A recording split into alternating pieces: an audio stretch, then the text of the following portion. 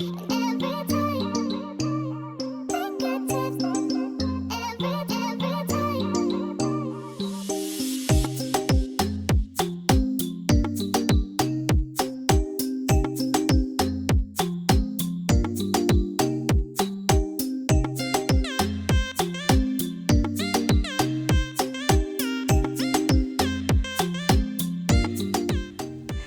us today is Chef Ralph Saint-Dic, a Haitian-Canadian chef and the owner of Creative Culinary Delights and Haiti Eats here in the Quinte region.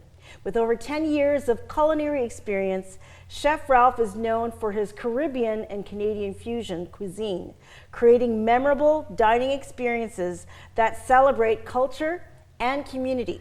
So please join me in welcoming Chef Ralph Saint-Dic. Hello. Hello, welcome. Thank you. Hello. So great to have you here. Thank you for inviting me. Oh, it's a pleasure. It's a pleasure. So I am so excited to learn about, what you do. And I had a little sample of your amazing Haitian patty in the green room. So I would say 10 Scotch bonnets on 10 Scotch bonnets for what you just did. That was amazing. So we'll talk more about the process later, but let's learn about who you are. So again, tell us a little bit about yourself and how your journey into the culinary world began. Of course. Well, first of all, I'm from Haiti myself, and I grew up in Haiti, and I moved to Canada in 2012. And my journey into the culinary world, I would say, kind of not really a long story, but my love for food started pretty much at a very young age. At about 6, 7 years old, I was already creating dishes. Wow. And 6?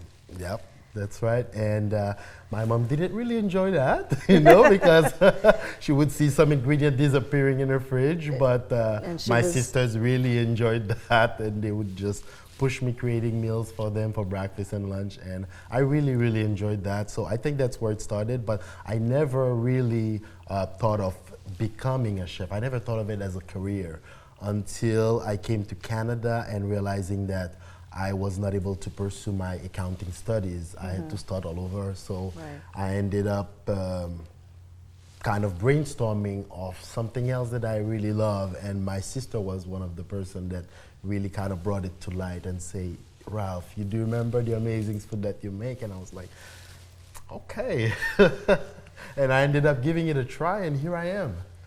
Amazing. Yeah. So 6 years old, what were you making at 6 years old? I couldn't even make cereal. It's funny, like sometimes we had, my mom would prepare, let's say, spaghetti for us, and it was very simple. We'd have plain spaghetti and some kind of tomato sauce. So I would end up just take that spaghetti that's already boiled, ready for us to eat, and I would just refry it with some garlic, Scotch bonnet, and I would add other spices to the sauce. So, and my sister just really enjoyed that.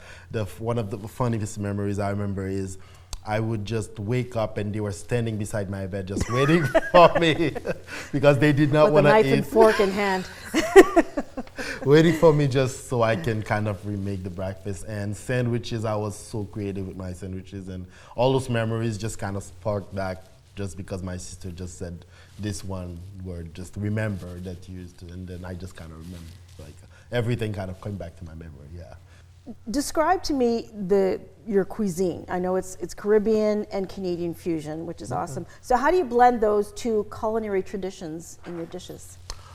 I think the main thing is really, first of all, respecting both cultures. And the second thing is think outside of the box. Is really just using that freedom, just no fear. Yes. And just taking a classic and adding the spices that I grew up with, like I would take like as simple as a roast beef, and I would just take those blend spices that we would just make at home, and I would just kind of use it as a rub on it, and that's already a huge difference. People would try it and say, I've never tried anything like that. And I did not, like, the more that I do it, I would understand the power of just not only fusion, but also culture, how powerful that is. Yeah, how different is Haitian and Canadian food, would you say? What are the main differences? The main differences, I would say, mostly would be the spices and the methods of cooking. In Haiti, you would find a lot more braising, stewings. Okay. And with Canadian, you would find a lot more cooking methods, like there would be searing, where you can actually, let's say a steak, for example, you can do medium rare. You can have different methods, you know. But so, looking here at the snacks I'm going to have later, Haitian patties. So, I notice that the texture is very flaky, which is amazing. I like flakiness, but the temperature inside, the heat of the spices, it's not as hot as what I expected. So can you describe like how you fuse the Haitian and Canadian influence here? Of course. So what I do is I have, well, the Haitian patties are pretty much what we got from our French culture, French background in Haiti. It's delicious. Thank you. But I have to say, from my own Jamaican culture, we have patties. Yeah, I think, a lot of people have experienced the Jamaican patty, but it's a different shape. It and is. The pastry is a little different. It is very different, yeah. So, and yeah, definitely a little different for sure, yeah. How has your Haitian heritage influenced like the presentation of your food? I would say definitely, beside of the spices, is the ingredients that we would include. Let's say, for example, I've made a classic gnocchi, right? That's usually made with potatoes. I've made a gnocchi using a blend of cassava. Cassava. Yeah, cassava roots, which is very popular in Caribbean cuisine. So this already adds a huge difference in the final texture of the gnocchi pasta after it's cooked. So that already brings a whole different, how can I say? Flavor. Yeah, a whole different flavor and texture, and I would say, I'm not sure if it affects too much of the presentation, but definitely the final products is you can just try it, bite into it, and say, okay, this is different. This is not different. the gnocchi that I know. Excellent. And, yeah, and I take pride in that for sure. Yeah. Amazing, amazing. So let's talk about your business. So you're the owner of Creative Culinary Delights and Haiti Eats. So what inspired you to start your own business?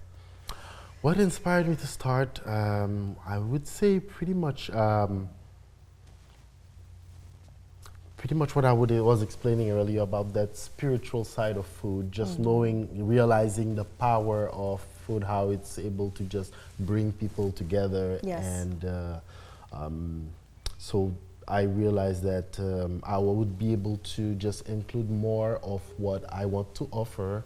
And where do you service? What locations in the Quinte area? Or do you travel? Do you go outside? Yeah, so definitely, because with Creative Culinary Delights, since we offer a private chef and personal chef services, so we definitely travel. Like it makes me more of a mobile chef. So where I would travel, and I would have people just buying the groceries, and we would just go and cook, and we go all the way to Ottawa and Toronto. Amazing. Yeah. And what are your your most popular dishes? Oh boy. Most popular dishes, I would say our creme brulees are very, very famous. Yes, yes. On our private chef dinners, we make a vanilla bean creme brulee that's been also, I added some of the warm spices as well to give it that Haitian vibe to it. I love and, it. Do you light it up? Yeah, definitely as well, yeah. Yes, definitely. So I give them the whole experience for sure, yeah. Can our viewers learn more about your services? Definitely. Where can they go to support you online? Oh, I appreciate that. So definitely on social media, we are on Facebook and Instagram on CC Delights with 2 S at the end. And also you can find more information about our services on our website, ccdelights.ca as well. Yeah. Excellent. And where are you going to be next? Where can we find you? Do you have a pop-up or anything, any projects? Right now, just the pop-up that we are at, and we are operating on the catering, but we definitely have future products. We have an actual brick and mortar, so we're just staying hopeful and trusting God that it will happen at the right time.